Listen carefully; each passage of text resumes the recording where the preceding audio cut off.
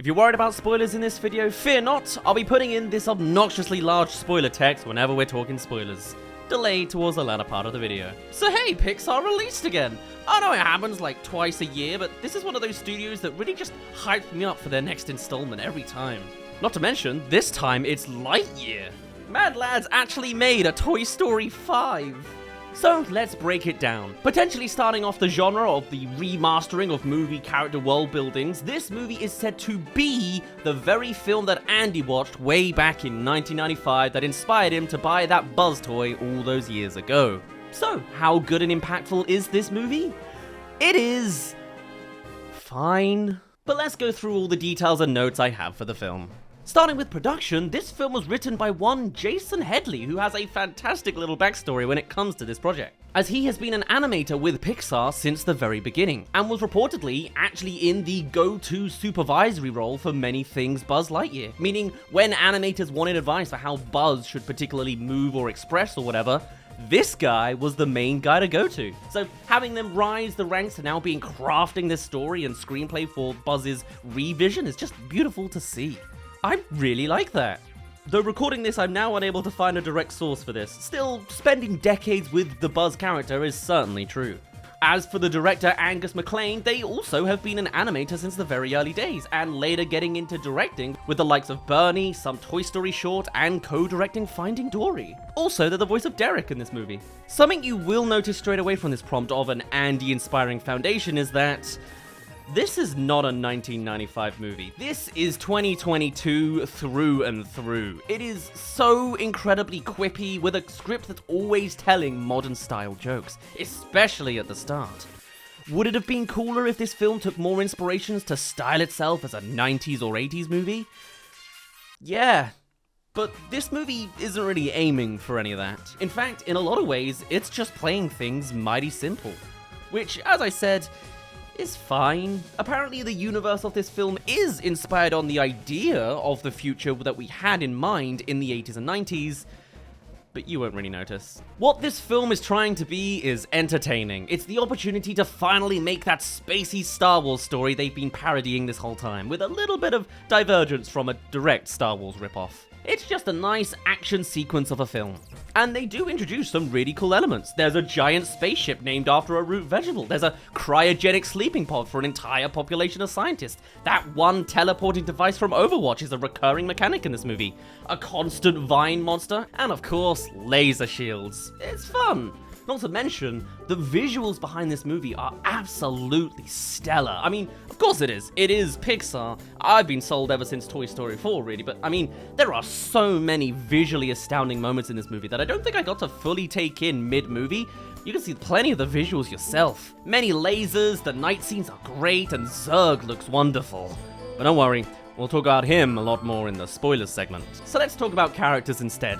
Socks was a character I was long expecting to detest. I don't know what it is about the trailers, but they truly sold to me the idea that this was gonna be the annoyingly insistent comic relief character with lines that ain't too great. Thankfully, that was shoved onto Taika Waititi instead. Socks, in fact, ended up being my absolute favorite character in the whole film, and I'm pretty sure I've heard many other people say the same. Socks is essentially the R2-D2 of the Lightyear world, attaching into computers and adding quips, except they speak actual dialogue, and they just have a lot of fun interactions. I especially liked the rare times that they got serious, and the dopey tone of voice of theirs that you've certainly heard in the trailers briefly fades away to a more mature voice line. Simple comedy gets me sometimes. And the fact they're not just a stupid cliche comic relief is such a blessing. That goes to the grandma over there. I originally thought when first seeing the trailers that the voice was actually Tom Hanks or some kind of Woody spin-off, which could have been a cool reference, but instead they were covered by Peter Sohn, the guy who directed Pixar's The Good Dinosaur. Also, he's Emil in Ratatouille and an art director in other Pixar films too. Bit of an all-rounder. Very much a plus. Ironically, they were so good as a character, they break the continuity of the Toy Story universe, as Socks should come off as the far more popular toy than grumpy little Buzz here. What I was very much less of a fan of was the rookie squad. You can see them there. It's everyone that surrounds Buzz in action, essentially. They are flat. The cat is your smart comic relief. The partner is your classic partner trying to live up and beyond rookie status, and they certainly give her the screen time to warrant the arc she goes through as a character. The other two, could go amiss. Taika Waititi has moments of good jokes, but it's rarer. He spends like a third of the film constantly reminding us that his suit comes with a pen, which is mid. And then Granny here is just one big cliche. You know the ones. The firecracker, loves explosives with an innocuously criminal past. No real arcs for them besides the pen being useful once. But hey, he's wearing suit number 13. I get it. Cause he's clumsy and unlucky. But Buzz is pretty great. He's in general quite the brooding fella, but hey, if you're a fan of Toy Story references, they've got those in droves, with all sorts of lines recycled here, and it's very satisfying every time. There's a little bit of... You're mocking me, aren't you? Of course, the classic. And there seems to be no sign of intelligent life anywhere. He's constantly making captain's logs in his little wrist pad, and I never realized this before, but they full-on cover the future tech of fuel that Buzz deals with in the very first film.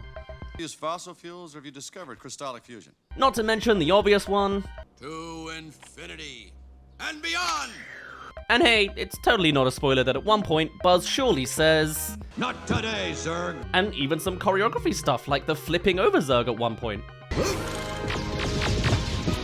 And the references don't stop there, as Chris Evans gets a few direct Easter eggs himself. There's a moment where Buzz clicks his neck in a certain way that could very well be a homage to Chris's character in Scott Pilgrim as one of the evil X's, as well as the fact that Captain America has a handful of similarities to Buzz too in the plotline. That being said, there are some new missing gaps. That laser beam on his arm is gone, though I guess his gun has some red laser sights. Becoming a floating ball is not a thing, and they even introduced something new I'll mention closer to the spoiler territory. Still, with each little nod, I found it very satisfying, but maybe I'm just easy to please. And then wrapping up this Easter egg segment, yes, many standard Pixar references are there too. You can spot the Pizza Planet truck, Luxo Jr. the lamp has become a constellation, you can see him in the trailer, though I couldn't find the bull. And A113 hasn't been found either yet. Maybe it's all the suit numbers combined, since Buzz is 1 and Taika is 13? By the way, if there's any chance you're heading to VidCon or Anime Expo this year, keep an eye out for this ugly mug, as I'm in LA for the next couple of weeks, and if you don't know who I am, well then you should probably subscribe, eh? Alright, I've been beating around the bush, let's get to the actual plotline of this movie. Spoilers for the prologue, if that counts. We're still waiting for the bigger stuff later.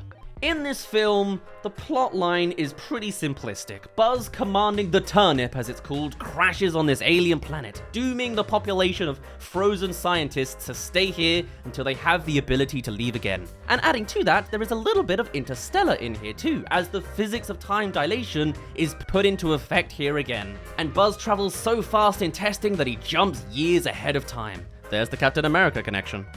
It's covered a lot faster than Interstellar, thankfully, and it means he now has to witness everyone age beyond him, living doomed lives on a planet because of his mistake.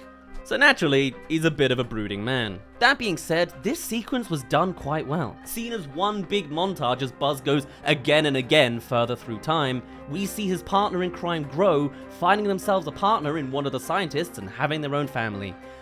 And yes, it is here that you will see that oh so controversial gay kiss. This is wildly blown out of proportion. It is done about as quickly and tastefully as physically possible. It is literally a brief shot in the middle of a montage. There's also a brief back and forth about mentioning that they've gotten married and specifically using she/her pronouns, and that's it. But it's the internet, and a lot of places are very backwards. It's a shame such a small act has the film banned in multiple countries, but it goes a long way in accurately representing all sorts of audience members in the crowd. It doesn't scar kids, and even if it does spark a question, the film only normalizes the act to make it as casual as it deserves to be. Also in general though, there's a lot of diversity in this cast, which is great to see. It would have been easy to make everyone look like Buzz, pill chin and all, but they didn't. The connecting thread of all these characters is that they're all smart and scientists built for missions. So with talent and intelligence, people will come in all sorts of shapes and sizes. It's actually quite a great foundation for a fictional population, since it gets to take advantage of all this. Not being region-based means people can appear in all sorts of forms. I love it. You know what else I like? My favorite scene is one that happened right around the middle of the plot, maybe a little before. It's the first confrontation against one of the big yellow robots, and it's the first combat sequence with our rookie squad. And the way it plays out is, the robot has Buzz held the entire time, as the rest of the team poorly try to rescue him while it walks away. There's a teleporter that'll capture Buzz for good, and the team keep getting near misses with different tools. Buzz keeps reaching for things on the ground and narrowly missing, and it all comes together quite nicely in the middle. Feels more like a running gag comedy skit, but I don't know, I just really liked it. Perhaps when this releases on Disney Plus, I'll break it down properly with footage to boot. But alright, I've stalled enough. Let's get into the seriously spoilery territory. Come back later if you haven't seen the film. So, stealth mode, am I right? When was that a thing on the Buzz toy? No, but really, why didn't we see all the other buttons as well? And this full-out stealth boy mechanic sure came out of nowhere, huh? Still, I guess it would be pretty impossible to make work on a 1990s toy. Still, what a shock, eh? What wasn't a shock was the eventual appearance of the suit wings. That was nice. I kinda wish it could have been done even more impressively in the moment, but I guess since we could predict where it was coming, they didn't really want to ham it up that much. Or again, maybe it's just going for the more simplistic action scene. So they didn't really make it with all that much wow factor in my opinion. Again, it's fine. The fact that Alicia Hawthorne literally dies of old age very much reminds me of the vibes of Up, and it genuinely got emotional during that one moment of Buzz seeing her last hologram message and just standing there in grief. That was grand. But probably the emotional height, or I guess depth, of the entire film. Sure, the whole point of the messaging was that she didn't get a bad ending or an awful life, as being marooned here meant she met the love of her life that she otherwise wouldn't have. But at the same time, the eventual spin and reveal didn't really get bolstered up too much either. It's just kind of realized in dialogue and a little facial expression alone. I would have loved it if it was again shot like those final moments in Onward, where Tom Holland was reminiscing on the days he had with his brother, essentially being the substitute father he had all along, and coming to that realization of what is needed. Imagine re-seeing Hawthorne going through life, noticeably happy all throughout as she lives a satisfying and fulfilling one even here, dying her final breaths with a smile on her face. Sure, she does do that, but it was in a montage 90 minutes ago, you know? And beyond that, there's minimal other emotional and thematic depth, which is a real shame. And he has some odd choices in film. It was also kind of undeep in how little conflict there was for Buzz. Literally no one on the planet seems to remotely blame Buzz for his life-ruining mistake. Everyone's just happy and chill, and only Buzz cannot let go. Maybe it was because there were 4-year time jumps, so they'd already long accepted, but still, a little plain for me. Oh, and one other small disappointment. No John Ratzenberger. Looking into it, I realized he hasn't actually done any voice acting projects since 2020. Understandable, considering it's been many years, but a shame even still. His last Pixar work was Onward. No Soul, Luca, Turning Red, or Lightyear. But okay, let's talk about it finally, shall we? Zerg. In Toy Story 2, they were an overt Star Wars parody, so they had to switch things up. And they did. In this reality, Zerg is Buzz Lightyear from the future. It's a time travel plotline. Ugh. This is a double-edged sword.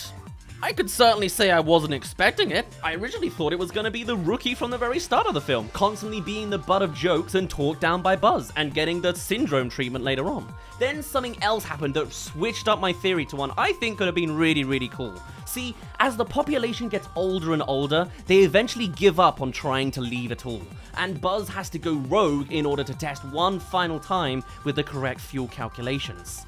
And so, as he does so with this semi-futuristic planet now, he is chased down by a collection of soldiers in beaming robot suits. And I thought, hold on, do these guys slowly evolve to become Zerg over time? The very people he is with, the leader he is under, becoming anti-Buzz and building their own mechanical reality?